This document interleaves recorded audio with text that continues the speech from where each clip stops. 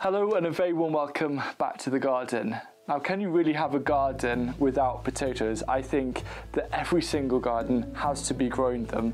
But as time progresses, I've been moving away from growing them in raised beds towards growing them in containers. And I'm going to explore this a lot more in detail in this video to show you how to best maximize your growing space by careful planning and a bit of strategy behind your potato growing.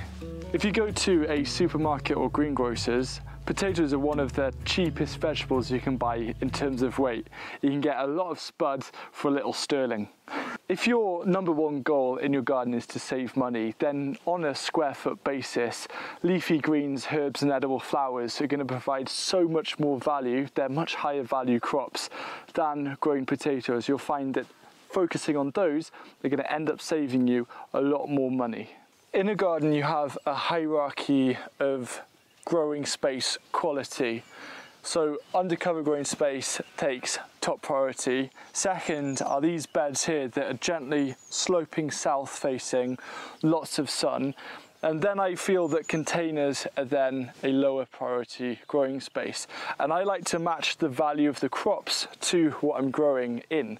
The really high value tomatoes, for example, are in the polytunnel. The lesser value, for example, garlic is growing here in the beds.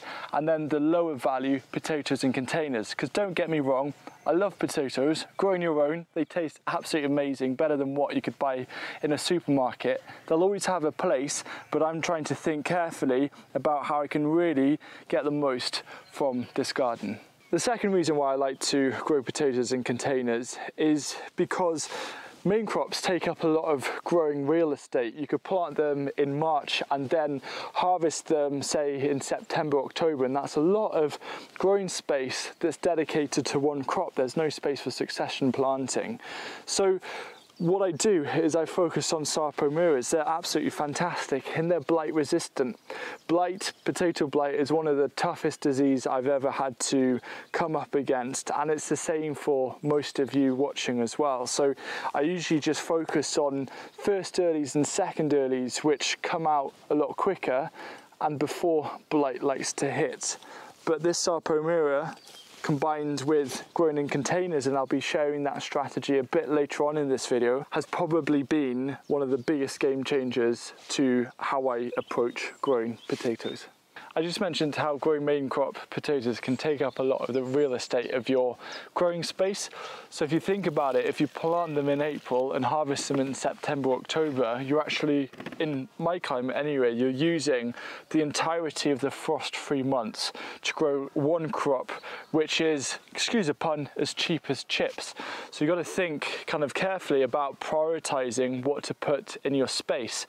Leading on from that, with the idea of also first and second earlies, which you do harvest a lot faster, but one of their other downsides is that they're actually quite a disruptive crop because of their nature of growing. And when you're harvesting them and you're kind of fondling about and trying to find all of those spuds that are hiding in the ground, it can damage your soil health.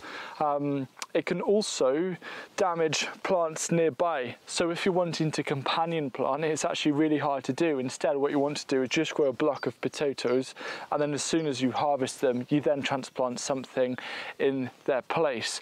So just think carefully about the actual knock-on effect that it can have, not only to the plants near them in a raised bed, but also if you weren't growing, say, 2 beds of potatoes, which is what I used to do. I used to dedicate 2 beds, usually the bigger beds in this garden, every year to potatoes. And I think in that exact same space, I could potentially be growing 20 or 30 other crops.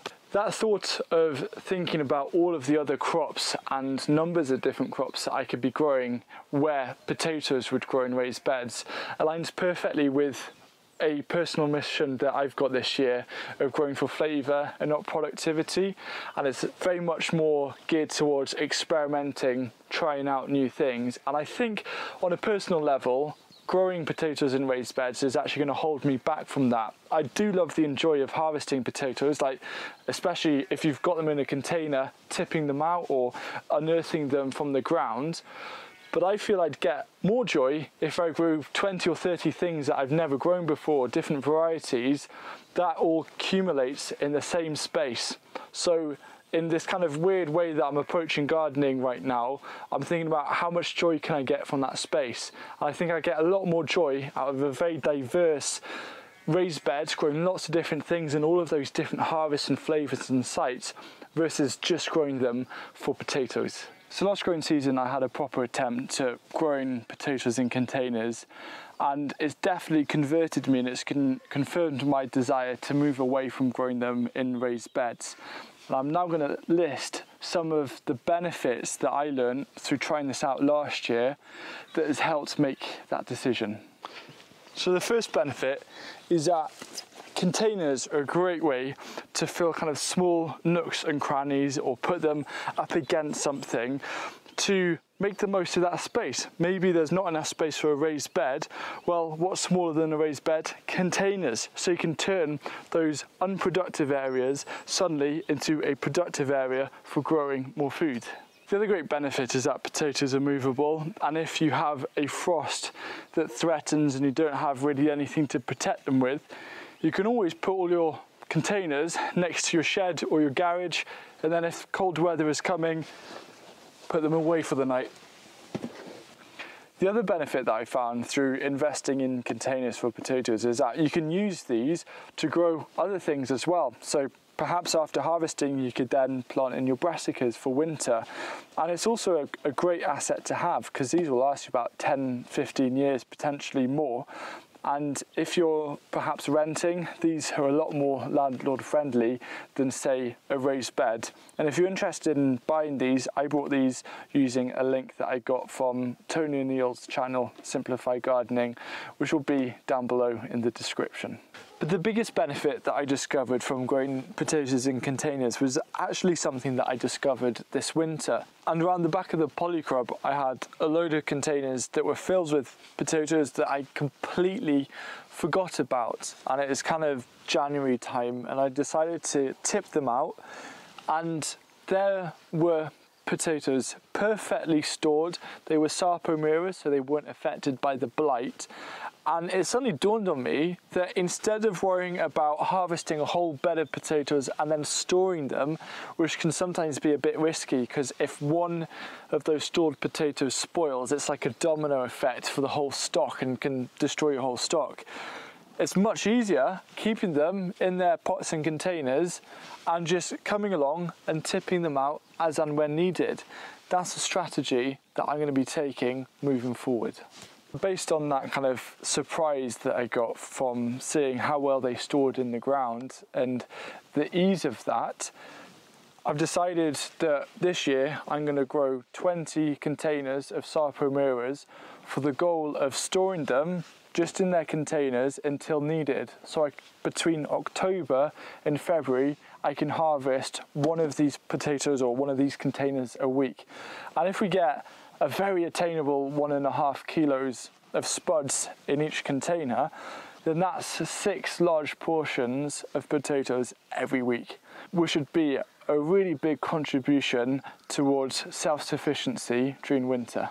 The way that I'm going to plant these buckets is firstly going to use Sarpomeras, and what I've done is I've got a 50-50 mix here of Rocket Grow, which I'm an ambassador for this year, and I'm going to put it through its paces to see how it does.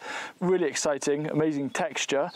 I've also done it with a mix of just some old compost to help bulk it out, and then I'm going to fill this container with about 1/3 of compost.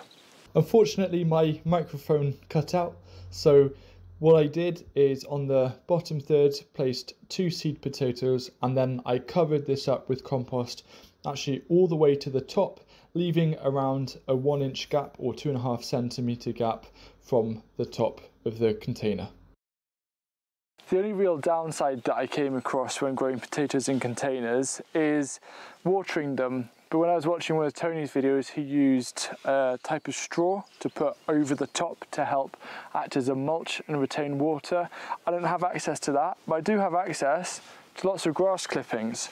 So what I'm doing is I'm going to put a layer of grass clippings over the top just to help retain the water, to save some time watering a lot of containers.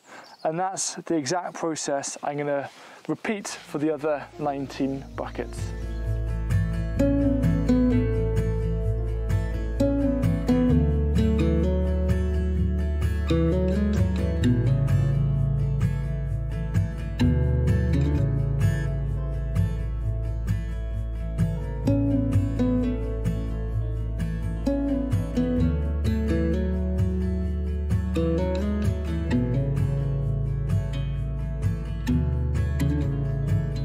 Just gone ahead and I've planted all of these containers, and you can see that I've put the grass clippings on top as a mulch.